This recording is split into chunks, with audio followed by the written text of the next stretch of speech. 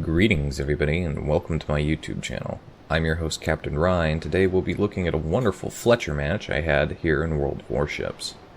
This Fletcher match is surprisingly fantastic, and the in-battle results screen will probably surprise you, especially when you consider that this isn't my first win of the day. Now, looking at this current event that's been going on all week, I'm kind of wondering, because I've noticed that I'll go through and I'll have a win, and I'll come back to the same ship, and suddenly it'll have its first win of the day multiplier back on it. It's possible that this may have been the case here, but if not, it's going to be a pretty impressive result at the end screen. Additionally, this match is fantastic because it is the second highest damage game I've ever had in my Fletcher, and it only loses the top spot by 3,000 damage. That's it, 3,000 damage. That's impressive. So the map we're on is the Ice Islands map. Ice Islands. This map has changed so many times over the course of this game since Alpha. You really can't even call this map Ice Islands anymore because it doesn't look anything like the Ice Islands map. At least in my opinion. I think they should call it something else now. Anyway, team is moving into B. The prominent majority of players have decided that we're going to go B and C. So, moving in here to B, accompanied with a Benson and a Fubuki, ships off in the distance. The enemy is down, capturing C. Pay attention to the minimap here. You might notice that we have a battleship who's split off from the main group and is heading north towards A. He's going to come in to play at some point in this match. Right now, it kind of looks like he's just being a tuna. Yes, I called him a tuna. The reference there, tuna, chicken of the sea. Somebody who hides in the back corner while their team struggles and loses. He looks like he's being a bit of a tuna, but he's going to come in late in game and do some pretty amazing things, actually. Shots coming in there from somebody, I don't know who's taking shots at our Fubuki. I've got torpedoes off in the distance there. Was thinking that I might try and torpedo some of those, non-attentive ships sailing in straight lines way off in the distance at the max range, but that not going to be the case here. Assisted with the base capture, I haven't managed to do anything else at this point.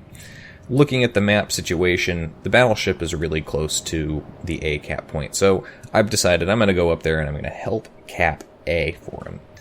However, my torpedoes are coming up, and I have a very juicy target. I have a Fletcher that's just popped up, and I've put shots out at him.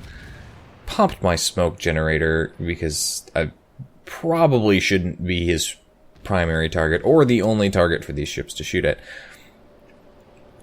But the juicy target that I'm actually talking about is this North Carolina off in the distance. He's backing up.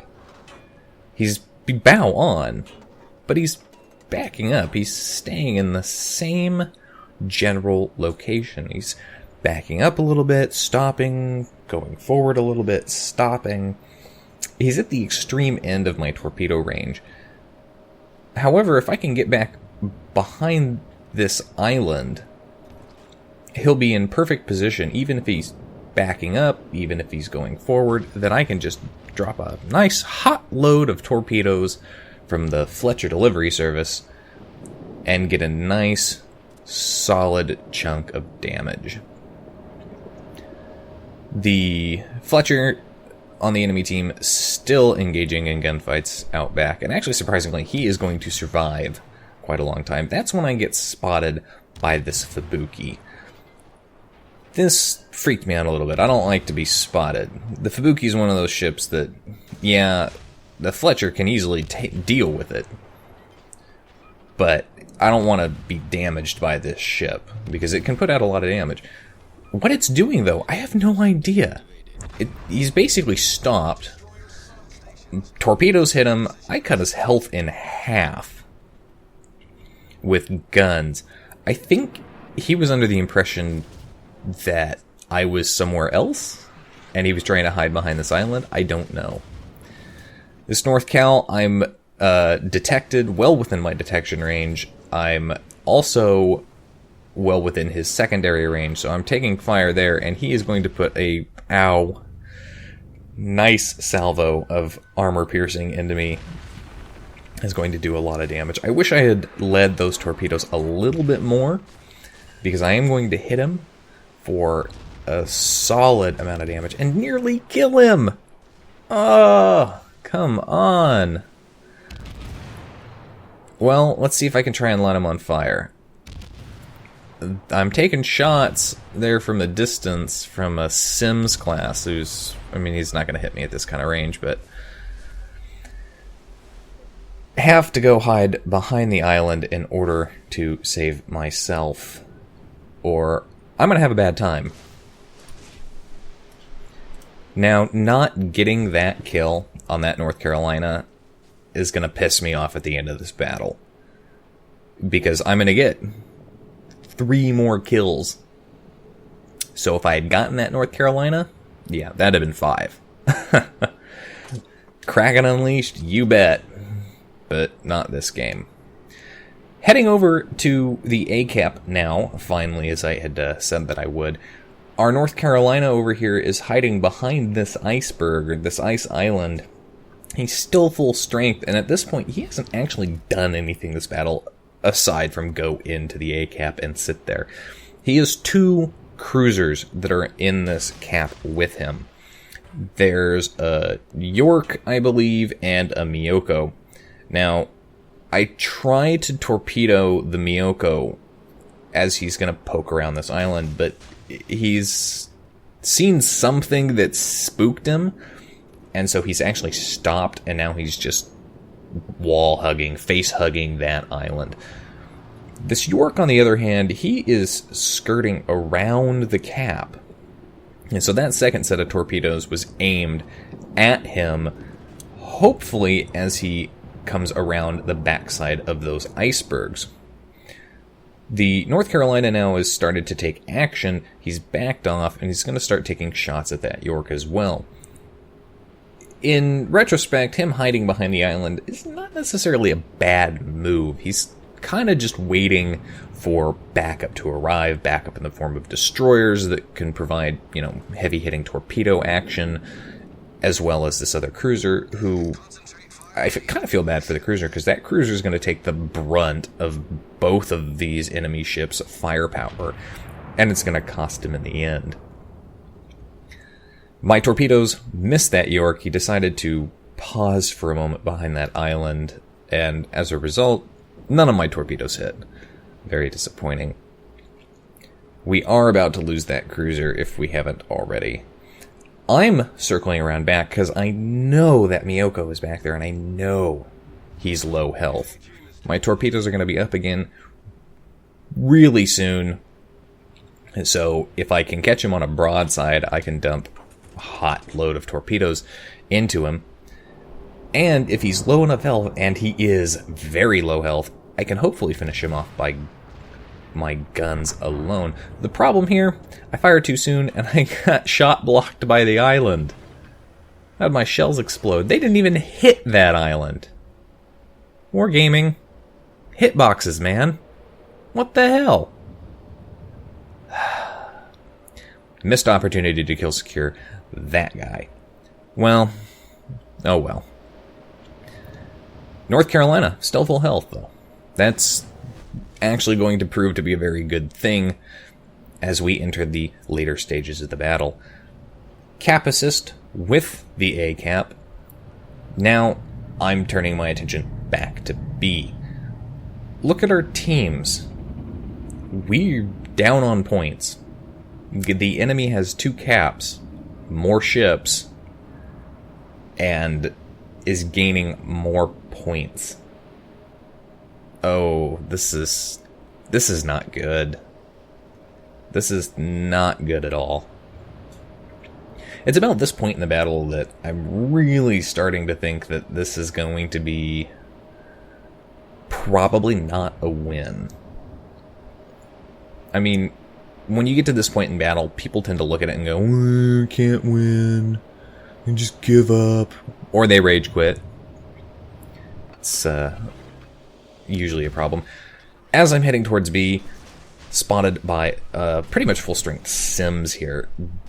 This engagement, I really cannot have this engagement right now. Yes, I could fight in a one-on-one with the Sims, but the Sims is going to win, or at the very least, it's going to cost both of us. He almost hits my torpedoes. I pop smoke to try and get behind. Fortunately for me, our North Carolina is actually spotting him, so I can take as many shots as I need at him without being detected. And as you can see here, I've managed to sink him as well. But his last shot on me, oh my god, 384 health. And a destroyer. Nobody make a sound. Nobody fart. Nobody sneeze. Nobody lean against a railing. Anything that my crew does at this point has the potential to cause the remaining amount of damage necessary to send me to the bottom. Yeah. We're down to 3 ships. We're down to a full strength North Carolina, who is with myself heading towards the B cap. We're down to myself, who I'm effectively dead. There's nothing I can do. If I get seen, I'm done. Secondaries, I'm done. Destroyers, I'm done. This is a big problem. Our Iowa over there, he's still relatively full strength, and he's fighting a mostly dead Iowa. However, he's going to kind of misplay this opportunity a little bit. He is fighting a mostly he's fighting a mostly dead Iowa and a half-strength Fubuki. If I were him, I'd have shot the Fubuki. That Iowa, you could deal with him with secondaries and a little bit later.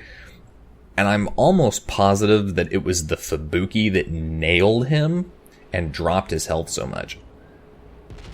He decides to go for the ram, very honorable decision, and takes out their Iowa as well. But we still have a Fletcher, a Fubuki, this mostly full-strength Izumo, a Pensacola, and an Admiral Hipper on the enemy team to deal with. They're still up on points.